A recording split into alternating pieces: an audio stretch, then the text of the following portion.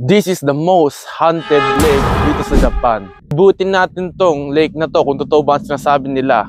Maliwanag pa kaya lilibot muna tayo sa paligid ng lake na to. Meron pang isang nakakatakot na lugar malapit dito kaya pupuntahan muna natin yon. Tara. Pero usually, ang lugar na to sa umaga hanggang hapon, jogging place daw siya kaya madaming tumatakbo dito. Kaso nga lang, pag nagdilim na, yun, biglang yung tao mawawala. Hindi na sila pupunta dito kahit anong mangyari. Kung may makalimutan man sila, babalikan nilang bukas. Kasi daw, hindi daw biro ang nagpaparamdam dito. Pag nagustuhan ka daw nun, susundan ka daw hanggang bahay nyo. Kaya delikado daw. Kung pupunta ka man dito, dapat dalawa kayo. Huwag kang mag-isa. Naglalakad ako, tas may nakita kong ginagawa ng construction pero hindi ko alam kung ano yon. May ginagawa dito. Ba't ano kaya ginagawa dito, no? Dati daanan to bago gawin. Mga ilang minutong lakad nga lang nakupunta na kami sa daanan kung saan kakanan ka ba o kakaliwa. Mamimili ka doon sa dalawa. Ito nga pala yung nakakatakot na lugar. Yung taas na to, pero bago nun, mag-CR muna ako.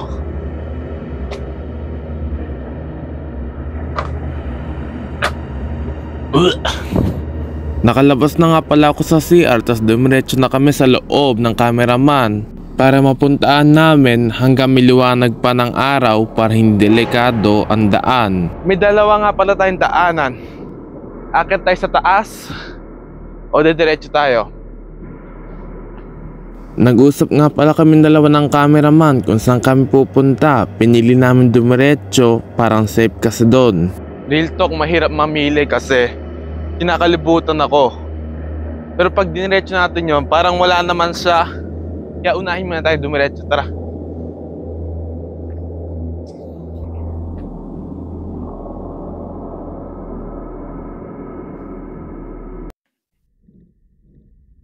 Nung nakaraan nga pala na horror spot, yung natulog nga pala ako dun sa may mountain, biglang nawala ang video na kinuha ko. Hindi ko alam kung bakit pero sure ako na naka-open yung camera noon bago ako matulog, di ba? Kaya kinalabutan talaga ako pagkagising ko, wala lahat. Naglalakad nga pala ako, tas meron akong nakikitang maluwang na lugar. Nakakatakot to kasi wala man kapuno-puno pero ang paligid niya madaming puno. May sementeryo, may puntod. May puntod oh. Kaninong puntod to?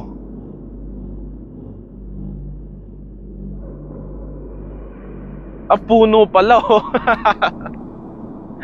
Kala ko puntod, puno pala. Tara. Wait. May hagdan doon oh. Nakikita mo yon?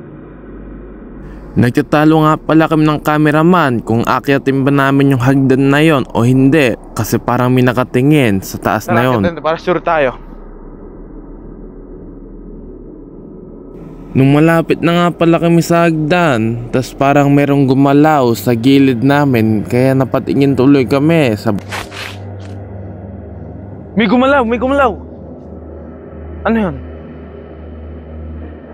Medyo kinabahan kami doon kaya magpulot muna kami ng kahoy para protekta sa amin dalawa. Ano yung gumalaw na yun?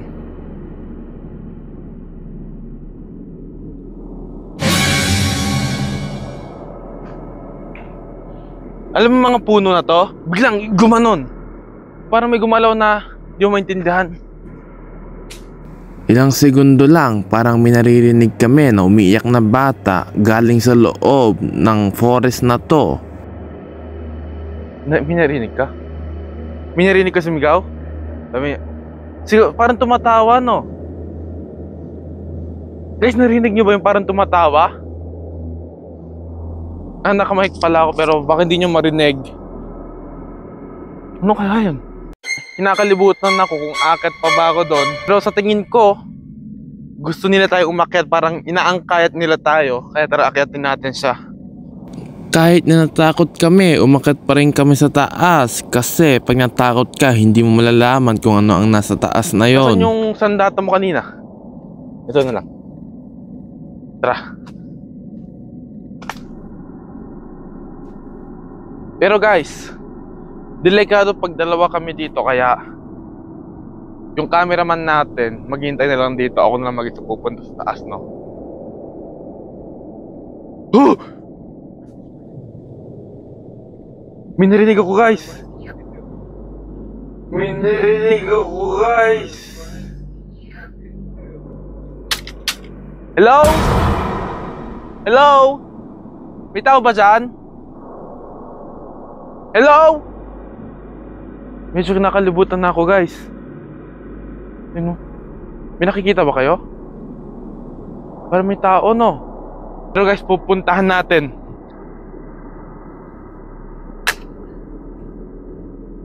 Wala naman kahangin-hangin pero ang mga halaman gumagalaw mag-isa. Kaya medyo kinakabahan na ako. Tapos mag-isa lang ako. Gumagalaw, guys, oh. Ano yun? Wala naman hangin. Wala. Tingnan mo. Pero kaya natin to, guys. Dito maliwanag pa siya, oh. Dito maliwanag pa siya, oh.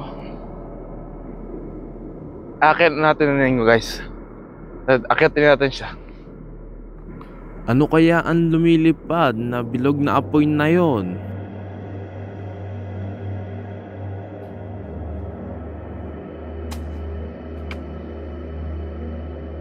Mas nakakatakot yata ito kaysa dun sa lake. Katas na inaakitan natin, no? Sumisigaw yata yung cameraman. Sumisigaw yung... Bakit? Bakit? Nasaan ka? Guys. Di na siya kita yung cameraman. Tinatawag niya ako kanina. Ano kaya nangyari? Ilang guys, tawagan ko muna.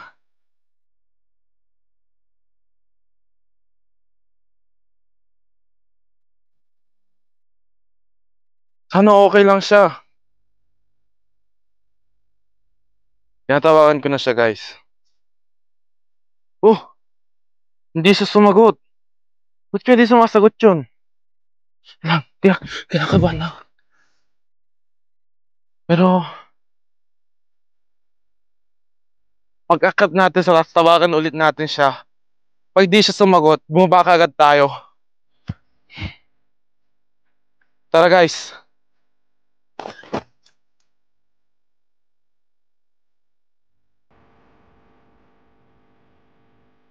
Ito yung sinasabi nila na meron daw nanghihila ng paa dito pag gabi.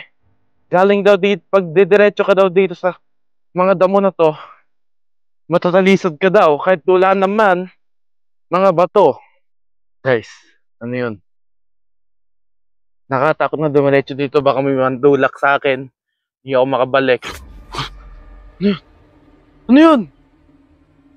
May tumatawag sa akin sa loob ng mga halaman pero... May sigaw ko ba kanina? Hindi naman. May tumatawag sa akin kanina, kuya. Sumasagot ako. Sabi ko, ano, bakit? Walang sumasagot. Narinig mo yung boses ko? Hindi ko narinig boses mo.